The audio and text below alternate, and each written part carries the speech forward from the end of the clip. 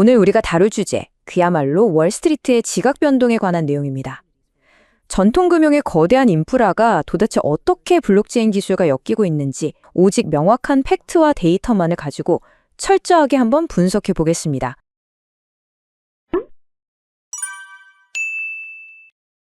화면에 보이는 숫자 114조 달러. 감이 좀 오시나요? 10억 달러, 1조 달러도 아니고 무려 114조 달러입니다. 미국 금융시장의 심장이라고 할 수 있는 예탁 결제원, 즉 DTCC가 쥐고 있는 실물 자산의 규모거든요. 이 어마어마한 천문학적인 자본이 지금 온체인, 그러니까 블록체인 위로 통째로 이사갈 준비를 하고 있습니다. 이 거대한 자본의 이동이 도대체 우리에게 그리고 시장에 어떤 의미인지 오늘 확실하게 짚어드릴게요.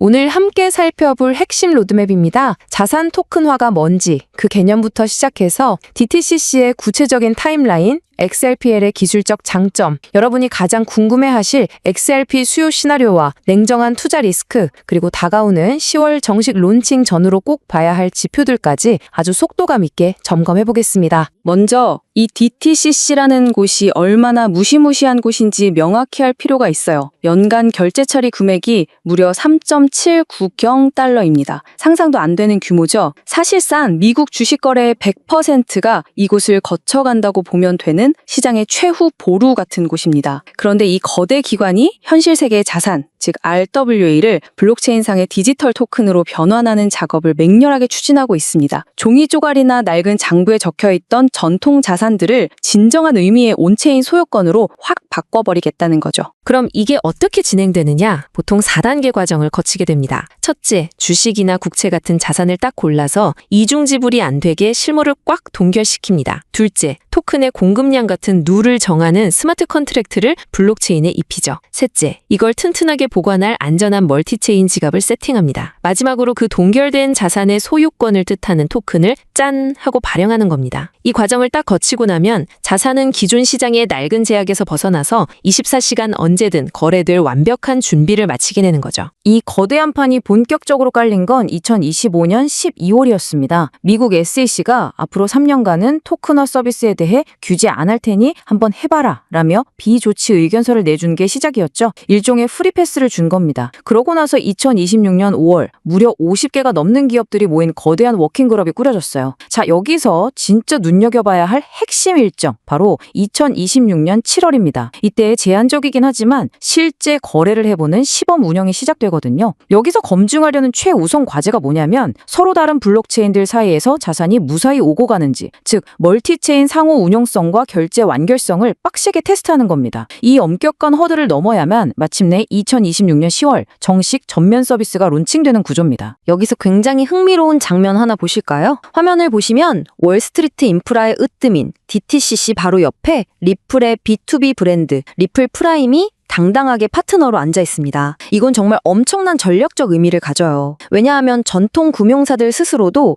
우리 옛날 시스템 개선하는 것만으로는 이 토큰들을 여러 체인으로 유기적으로 굴리는 건 불가능하구나. 리플 같은 크립토 네이티브 기업의 크로스체인 인프라가 무조건 필요하네? 라고 공식적으로 인정을 해버린 셈이거든요. 구체적인 참여사들 몇 면을 대조해보면 이 판이 더 명확해집니다. 한쪽 진영엔 골드만삭스, 블랙록, JP모건 같은 뼈대 굵은 전통금융의 거함들이 버티고 있죠. 이들은 토큰화할 진짜 알짜 자산을 제공하고 거대한 자본의 흐름을 쏴주는 역할을 합니다. 반대편에는 리플 프라임, 서클, 온도 파이낸스, 악셀라 같은 크립토 기업들이 포진해 있어요. 이 친구들은 앞서 말씀드린 멀티체인 상호 운용성이라는 가장 핵심적인 기술 목표를 달성하기 위해 서로 다른 체인들을 촘촘하게 엮어주는 고속도로를 까는 겁니다. 이 두 진영의 찰떡 같은 공조가 바로 새로운 월스트리트의 뼈대가 되는 거죠. 화면의 차트 한번 보실래요? 성장세가 그야말로 미쳤습니다. 2025년 1월만 해도 불과 2,470만 달러 수준이었던 XRPL 위에서의 토큰화 자산 규모가 2026년 4월 말 기준으로는 무려 30억 달러를 훌쩍 넘겨버렸습니다. 단 한 달 만에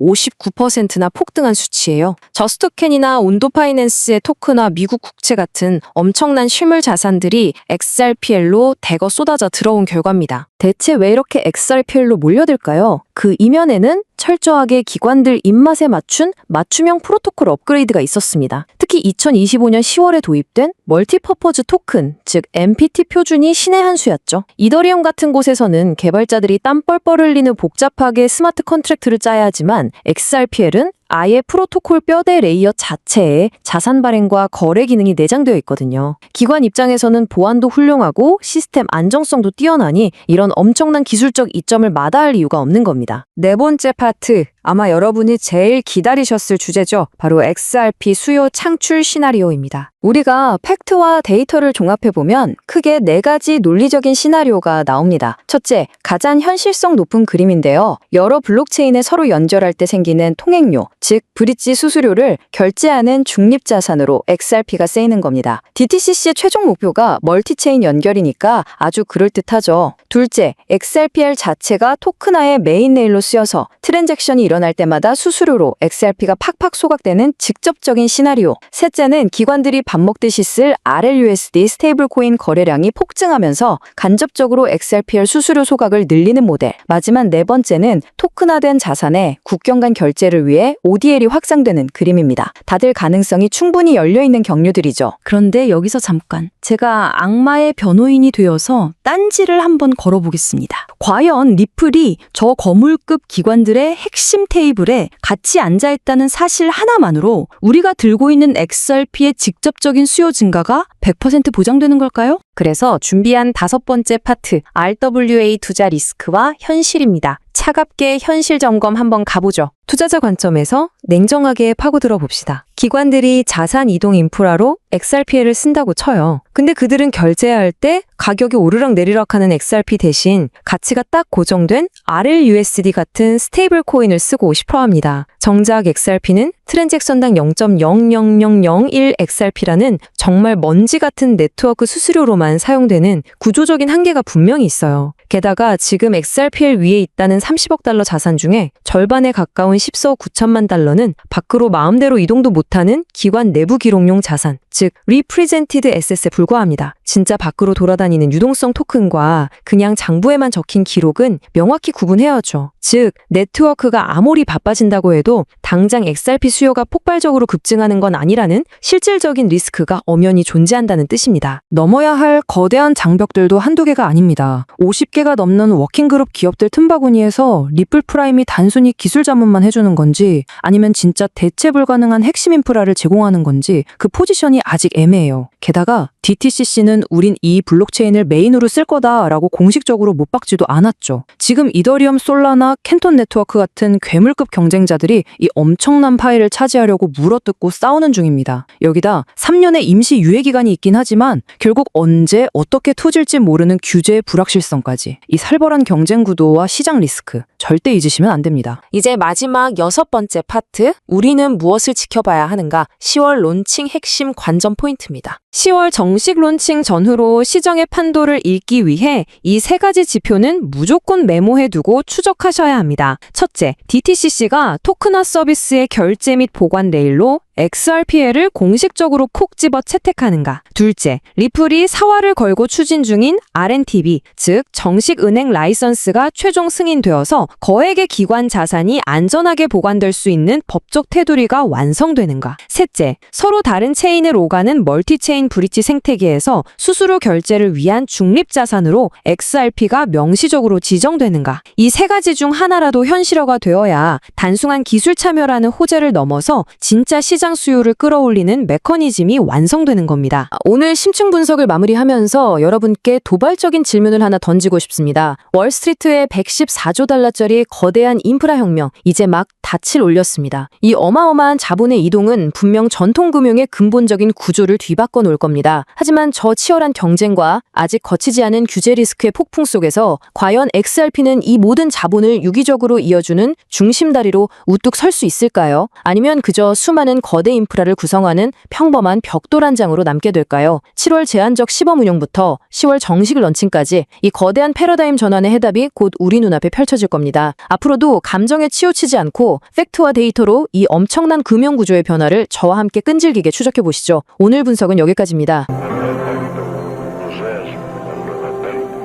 في أكبر